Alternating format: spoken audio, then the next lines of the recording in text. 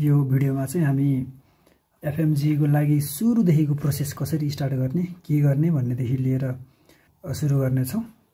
यसमा चाहिँ अब हामीलाई के डकुमेन्टहरु चाहिन्छ भनेर सबै कुराहरु चाहिँ डिटेलमा कुरा गरेर चाहिँ हामी स्टार्ट गर्ने छौं। अब सुरु गरौँ। सबभन्दा पहिला त एफिडेभिट हामीले डाउनलोड गर्नुपर्ने हुन्छ।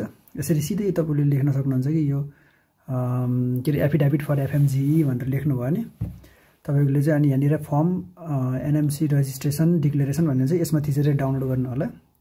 र यो डाउनलोड गरिसकेपछि चाहिँ तपाईको एउटा फर्म आउँछ। हो यसमा चाहिँ आफ्नो डिटेलहरु भर्नु होला है त। सुरुमै सिग्नेचर नगर्नु होला यसमा। अहिले सिग्नेचर गर्नु आवश्यकता पर्दैन। यहाँनिर नाम लेख्नु अनि त्यसपछि यहाँनिर अब आफ्नो डिटेलहरु पुरै भर्नु होला है त। I am Indian by birth हो भने इन्डियन बाइ बर्थ, हैन भने चाहिँ यो इन्डियन बाइ बर्थको यो ठाउँमा चाहिँ काट्नुपर्ने हुन्छ। यसरी काट्नु होला। अनि त्यसपछि आई हेभ कम्प्लिटेड यसमा पुरै आफ्नो डिटेलहरु 11th क्लासमा अब कुन चाहिँ बोर्ड थियो कस्तो थियो भनेर त्यो कुन चाहिँ बोर्ड थियो त्यो लेख्नुपर्ने हुन्छ। जस्तै हाम्रो चाहिँ अलमोस्ट एचएससीबी हो। अनि यो चाहिँ यो 12th क्लासमा तपाईको यसमा डिटेल अनि एमबीबीएस छ। अब name of university college location भनेर चाहिँ यसमा स्पेस चाहिँ सानो दिएको छ। तर लेख्दाखेरि चाहिँ तपाईले यो तन्काएर अलिकति स्पेस अलि कच्याङ बनाएर पनि लेख्न सक्नुहुन्छ। कसरी लेखेको थियो भनेर म त्यो पनि देखाइदिउँला। र अनि यो सबै भरिसकेपछि तपाईले चाहिँ यो सबै भर्नुपर्ने हुन्छ। र यो चाहिँ भरिसकेपछि कस्तो हुन्छ भन्दाखेरि यो चाहिँ यसरी भर्ने हो।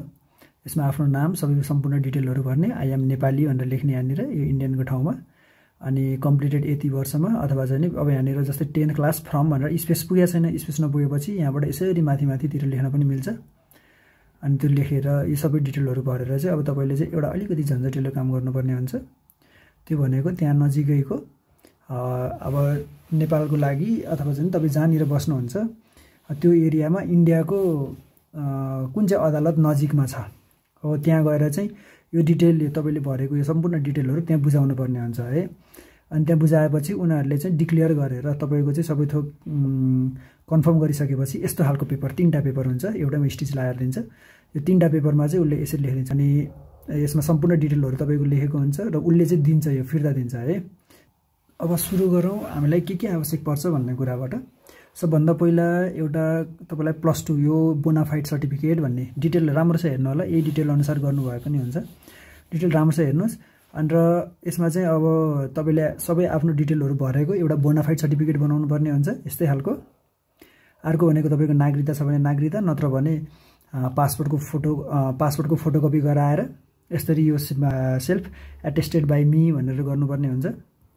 सबै उसमा आफ्नो क्यारेक्टर +2 को क्यारेक्टर सर्टिफिकेट, त्यसपछि +2 को पास सर्टिफिकेट भनेर यो प्रोभिजनल सर्टिफिकेटलाई लेख्नु। प्रोभिजनल सर्टिफिकेट आवश्यकता पर्छ। त्यसपछि यो 11 को मार्कसिट, यो एफिडेभिट भइगयो। अनि त्यसपछि त्यो कलेजबाट चाहिँ एउटा एडमिसन लेटर भनेर लेखेको हुन्छ। कसैको चाहिँ यो सिधै एडमिसन लेटर भनेर लेखेको हुन्छ, नत्र भने कसैको चाहिँ यो टु हुम इट मे कन्सर्न भनेर पनि दिएको हुन्छ। दुईटै एक्सेप्ट गर्छ। अनि यसमा 11 को मार्कसिट 12 को मार्कसिट पनि आवश्यकता पर्छ।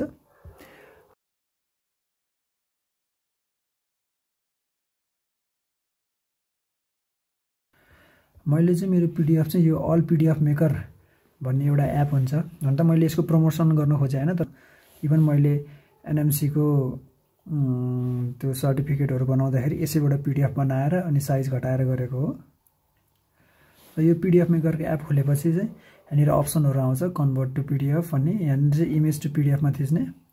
तपाईको अब कुन चाहिँ पीडीएफ थियो जस्तै एफिडेभिटको लागि चाहिँ मेरो पीडीएफ मेरो फोटो भनेको यो 3टा 1 2 3 यो थिचेर इम्पोर्ट गराउने ओरिजिनल अनि डन गर्नुभयो। अहिले चाहिँ अब क्रिएट पीडीएफ अब सकेसम्म म लो नै बनाउँछु। म लो अथवा मिडियम बनाउनु भयो भने हुन्छ। साइजमा मात्र फरक पर्ने हो।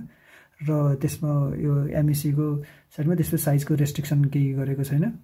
र तपाईको बनिसक्यो पीडीएफ बनेपछि ओपन फाइल गर्ने। सिधै यसरी यसले पीडीएफ बनाइसकेको छ र यसलाई सिधै ओपन गरेर अनि तपाईले चाहिँ अब कहाँनिर कपी टु गरेर चाहिँ आफ्नो ल्यापटप अथवा मोबाइलको कहीँ लगाएर गएर पेस्ट गर्न सक्नुहुन्छ। यसरी चाहिँ एफिडेभिट बनिसकेको छ। अब यसलाई चाहिँ अपलोड गर्ने मात्र।